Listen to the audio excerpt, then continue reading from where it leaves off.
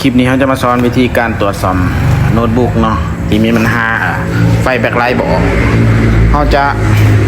เช็คเบื้องต้นบอร์ดวิวมันเลยเนาะเช็คกับไฟ DC มีบอไฟ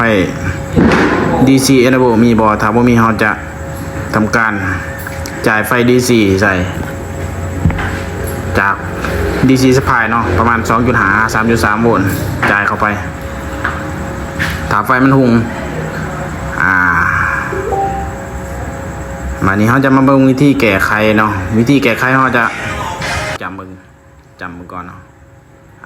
จอออกเนาะจำแล้วจอมันออกวันนี้เขาจะมาเบิ่งวิธีแนวทางการแก้ไขเนาะ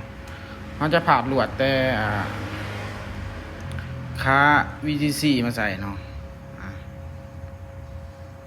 DC Enable นี่มันบ่มาเนาะเขาจะผ่าลวดผ่าลวดค่า VGC S ที่มันมีไฟ2.5 3.3 โวลต์เนาะ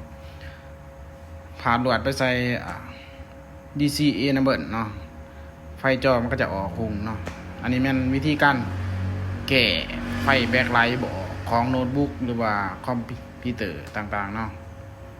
โคมบุ๊กก็ได้เนาะใส่ได้เบิดกันวิธีการสอนมันคือกันเพิ่นเนาะพวกตระกูล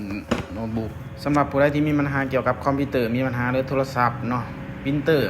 ทักมาสอบถามนำข้าพเจ้าได้เนาะพร้อมให้คำปรึกษาฟรี